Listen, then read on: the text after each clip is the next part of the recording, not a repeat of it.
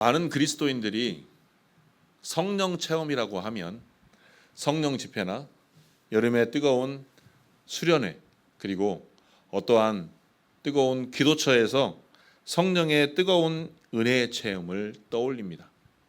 물론 성령께서 강권적으로 임재하셔서 순식간에 사람을 변화시킬 때도 있습니다. 성경에는 그러한 사건들이 많이 나옵니다. 사도 바울도 그러한 인물 중에 한 사람입니다.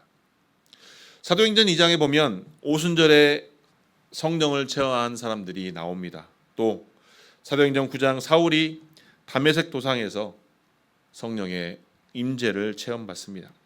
그러나 성령께서 일하는 방식은 이처럼 우리가 원하는 이적과 같은 그러한 체험보다는 또 다른 방식으로 일하는 역사가 일어나기도 합니다.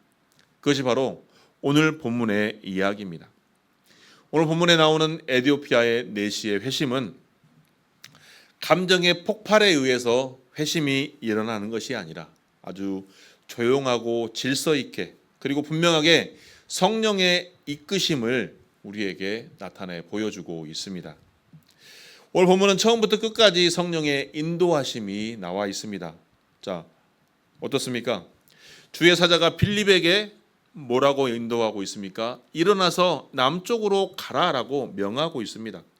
그리고 성령께서 친히 에디오피아의 내시로 그 병고로 나아가라라고 인도하고 있습니다. 그리고 에디오피아의 내시를 세례한 후에는 주의 영이 빌립을 이끌었다라고 성경은 기록하고 있습니다. 성경의 이야기를 보면 단순히 우연처럼 만난 그러한 사건으로 볼 수 있지만 처음부터 끝까지 성령의 인도하심으로 인하여 빌립을 통하여 에디오피아 내시에게 복음이 전해진 사실을 우리는 알 수 있습니다. 이 모든 사건의 배후에 누가 있는 것입니까? 결국 성령의 역사하심이 있는 것입니다. 그렇다면 오늘 에디오피아의 내시가 성령의 인도하심으로 말미암아, 성령의 역사로 말미암아 회심을 하였듯이 우리의 삶 속에서 에디오피아 내시가 경험한 이러한 참된 회심은 어떻게 일어나고 있을까요? 또 우리는 그 사건을 통해 우리가 바라보고 있는 하나님께서 원하시는 그러한 회심은 어떠한 방식으로 일어나고 있겠습니까? 그 첫 번째는 바로 성경을 깊이 묵상하는 것입니다. 본문 27절과 28절, 34절 말씀을 보면 에디오피아의 내시가 회심을 하기 전에 그가 어떤 사람인지를 주목할 필요가 있습니다. 자, 사람들은 에디오피아 내시라고 하여서 그를 이방인이라고 짐작합니다.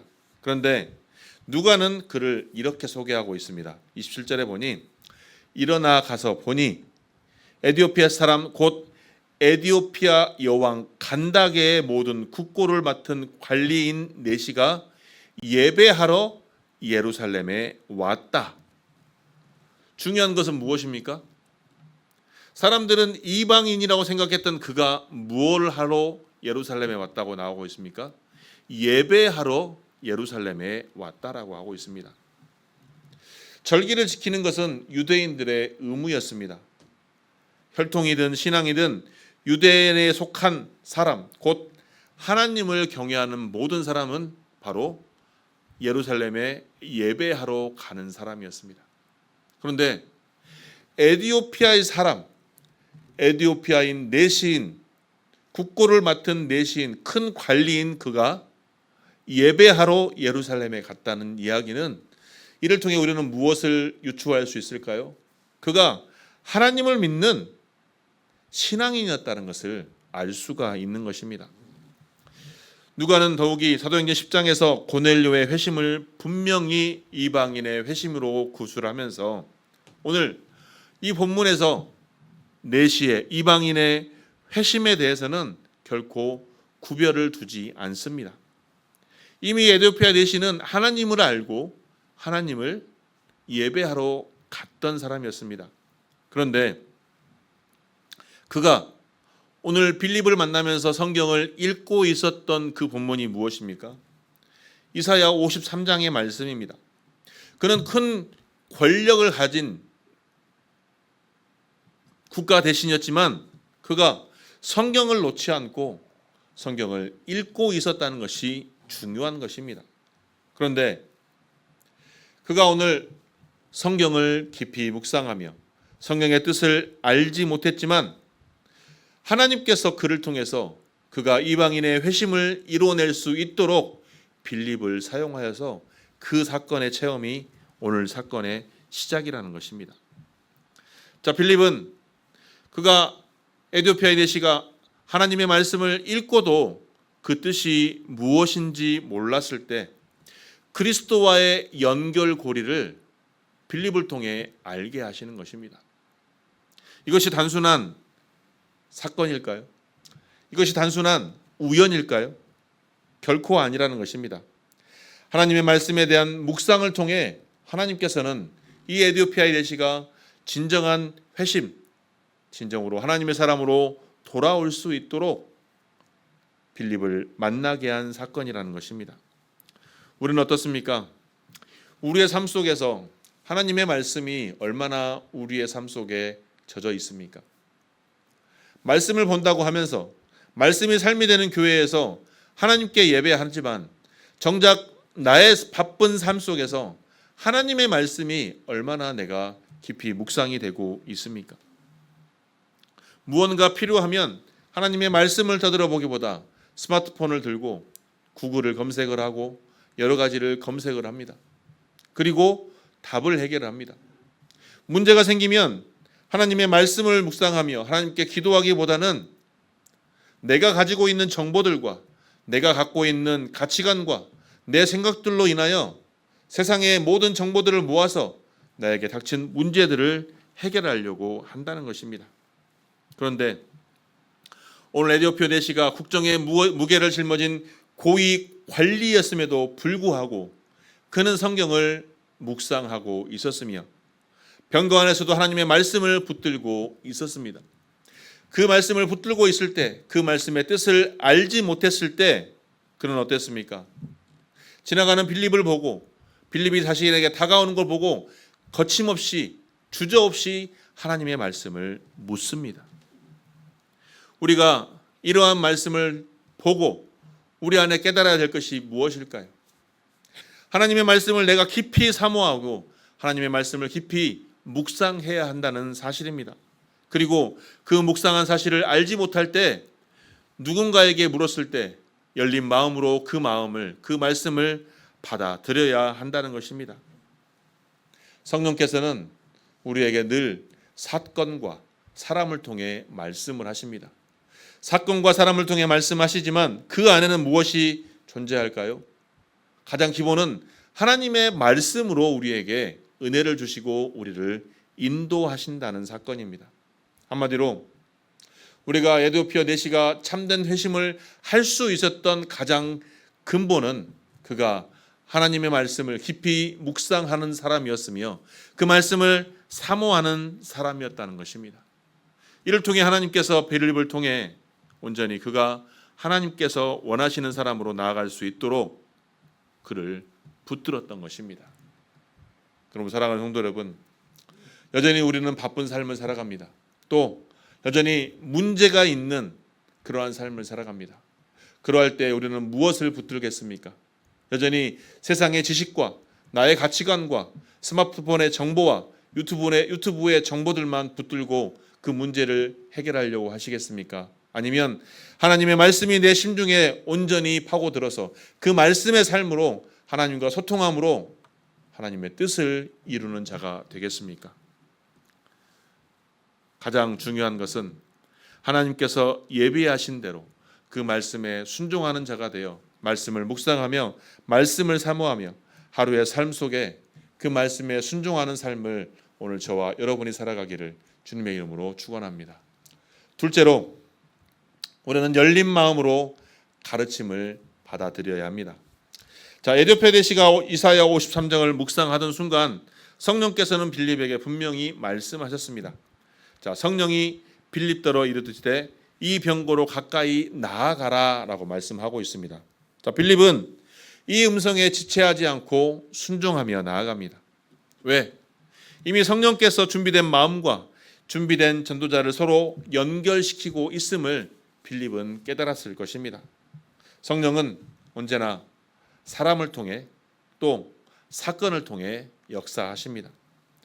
빌립이 다가갔을 때 내시가 보인 첫 반응은 무엇입니까? 그는 큰 권력을 가지고 있었음에도 불구하고 빌립을 청하여 자신의 병거로 끌어올립니다. 그리고 묻습니다. 이것이 과연 무슨 뜻이냐? 이 한마디 속에 에디오피아의 내시가 진정으로 하나님의 사람으로 회심하려는 자연스러운 마음이 숨어 들어있는 것입니다. 나는 알지 못하니 가르쳐달라. 나는 예수를 알지 못하니, 나는 하나님을 온전히 알지 못하니 가르쳐달라라고 말하고 있는 것입니다. 빌립은 이 질문에 답하기 위하여 예수 그리스도의 죽음과 부활 그리고 그리스도의 삶에 대해서 설명을 하는 것입니다.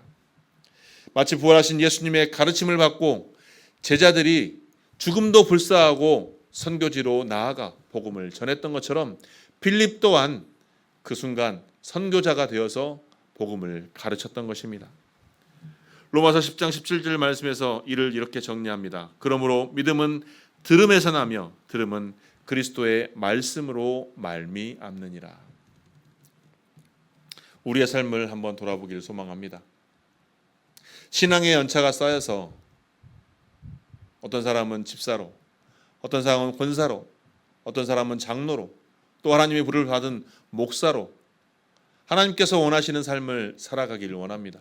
그런데 그 삶 속에서 우리는 얼마나 성경을 알 수 있습니까? 알고 있습니까? 옛날 어르신들은 그렇습니다.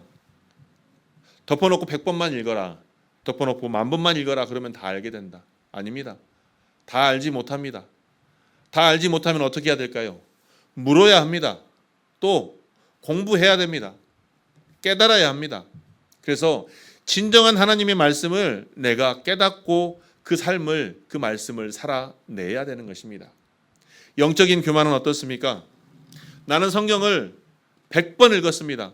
나는 성경을 200번 읽었습니다. 이렇게 자랑하는 사람들이 많이 있습니다. 그러나 200번, 300번, 500번, 1000번을 읽는다 하더라도 성경에 담겨있는 진정한 진리의 그 뜻을 알지 못하면 온전한 하나님의 사람으로 살아갈 수가 없는 것입니다. 그것이 바로 자신의 영적인 무기가 되어서 다른 사람을 공격할 수 있는 교만한 자가 될 수 있는 것입니다. 고린도전서 8장 1절은 지식은 교만하게 하며 사랑은 덕을 세우나니라고 말하고 있습니다. 오늘날 우리는 수많은 정보의 홍수 속에 살아가고 있습니다. 성경의 뜻도 핸드폰에 검색만 하면 주석들이 쭉 나옵니다. 검색만 하면 다 알아낼 수가 있습니다. 그러나 검색을 한다고 하여서 진정한 하나님의 뜻을, 하나님의 말씀의 뜻을 우리가 그 검색으로 알아낼 수 있을까요? 도움은 될 수 있겠지만 온전히 하나님의 말씀을 바로 배우고 바로 그 뜻을 알고 그 뜻대로 삶을 살아내는 게 중요한 것임을 우리가 기억해야 할 것입니다. 나 혼자만 하는 묵상은 굉장히 위험할 수 있습니다. 그렇기 때문에 정말 바른 공동체 안에서 하나님의 말씀을 읽고 묵상하고 모르는 것은 온전히 묻고 들어서 깨달을 수 있는 저와 여러분이 되기를 소망합니다. 이것이 바로 바른 하나님의 믿음의 공동체를 세워가는 것입니다. 그래서 교회 공동체마다 어떻습니까? 제자 교육이 있습니다. 성경 공부 시간이 있습니다. 저희도 하나씩 세워가려고 계획 중에 있으며 이미 1차로 제자 교육은 했었습니다. 이런 교육들을 통하여 우리가 하나님의 말씀과 나의 삶에 어떻게 삶을 살아가야 할지를 바로 배우고 배운 대로 살아내야 되는 것입니다.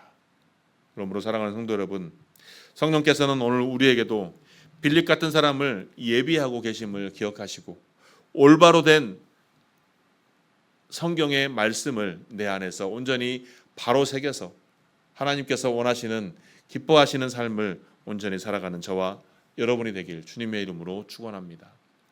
세 번째 마지막으로 우리는 믿음을 고백함으로 세례를 받아야 합니다. 자, 에티오피아의 내시의 핵심은 자신의 결단이었습니다. 36절 말씀입니다. 본문 36절 말씀을 보니 길 가다가 물 있는 곳에 이르러 내시가 이르되 보라 물이 있으니 내가 세례를 받음에 무슨 거리낌이 있느냐라고 고백하고 있습니다. 복음을 받은 즉시 그가 세례를 받기를 청한 것입니다. 그가 스스로 세례받기를 청함으로 인하여 자신의 신앙과 확신을 빌립 앞에 드러낸 것입니다. 물속에 잠겼다가 다시 올라오면서 그리스도께서 자신의 죄를 담당하시며 새로운 피조물로 재창조되었듯이 세례의식을 통하여 그가 온전한 하나님의 사람으로 다시 거듭나기를 청한 것입니다. 이처럼 세례는 자신의 신앙과 확신을 공동체 앞에 드러내는 것입니다. 그리고 39절에 이렇게 마무리합니다. 둘이 물에서 올라올 때 주의 영이 빌립을 이끌어 간지라 내시는 그를 다시 보지 못하나 기쁘게 길을 걸어가니라. 성령께서 처음으로 이 사건을 시작하셨고 성령께서 마지막으로 사건을 마무리하십니다. 성령께서 이끄신 사건의 처음은 무엇이었습니까? 빌립을 향하여 에티오피아 내시로 인도합니다. 에티오피아 내시는 성령의 이끌림으로 말미암아 빌립에게 하나님의 말씀 듣기를 원했으며 그 말씀의 뜻을 알고자 하였습니다. 그 말씀의 뜻을 알고자 사모함으로 인하여 하나님의 뜻을 알고 그 말씀의 뜻을 알고 결국 빌립을 통하여 세례를 받게 되는 것입니다. 사랑하는 성도 여러분, 우리는 믿음의 사람으로 늘 결단하기를 소망하지만 그 결단이 늘 바로바로 즉시 이루어지는지를 우리가 한번 뒤돌아봐야 할 것입니다. 오늘 설교를 준비하면서 저의 결단도 너무나도 많이 미루었던 것이 아닌가를 뒤돌아보았습니다. 20살 시절에 처음으로 신학교를 갔을 때 그때 바로 결단하여서 하나님의 뜻대로 살았더라면, 아니 군대에서 하나님의 부르심에 바로 아멘으로 순종하여서 그때 결단하였더라면, 세상에 나와서도 수없이 부렸던 그 콜링에 내가 그 즉시 아멘 하였더라면, 그러나 한편으로는 감사합니다. 늦었지만 아멘으로 순종하여서 목회자의 길을 걸어갈 수 있음에 우리의 신앙의 삶 속에서 우리는 얼마나 하나님을 향한 결단을 순간순간 놓치고 있지는 않은지 우리의 신앙을 뒤돌아봐야 할 것입니다. 지금이 아니라 다음에, 오늘이 아니라 내일, 그러다 보면 우리가 결단하는 그 순간 하나님께서 예비하신 은혜의 복을 받을 수 있는 기회조차도 놓칠 수 있음을 우리가 기억해야 할 것입니다. 에티오피아 내시는 즉시 결단함으로 인하여 하나님의 은혜를 받고 훗날 전승에 의하면 그를 통하여 많은 사람들이 회심을 얻었다라고 전승을 통해 기록되어 있습니다. 하나님께서 주신 소명 미루지 말고 즉시 결단하시며 순종할 수 있는 저와 여러분이 되기를 소망합니다. 야고보서 1장 21절 말씀을 보면 너희는 말씀을 행하는 자가 되고 듣기만 하여 자신을 속이는 자가 되지 말라라고 분명하게 말씀하십니다. 우리가 기억해야 할 것은 단순히 오늘이 아니라 내일, 다음이 아니라 그러다 보면 영원히 하나님의 은혜 받을 수 있는 그 시간조차도 놓칠 수 있음을 기억하시고 지금 이 시간 결단하시고 순종하시고 삶으로 그 결단의 삶을 살아내시기를 주님의 이름으로 축원합니다. 결단에 두렵고 망설여질 때 내 힘으로 하는 것이 아니라 성령의 인도하심에 순종할 수 있는 저와 여러분이 되기를 축원합니다. 내 뜻대로 내 마음대로 할 수 없습니다. 하지만 성령님의 도우심을 구하면 성령님께서 우리를 인도하시고 빌립을 이끄셨듯이 에티오피아 내시를 이끌었듯이 오늘 우리 또한 이끌어내실 줄 믿습니다.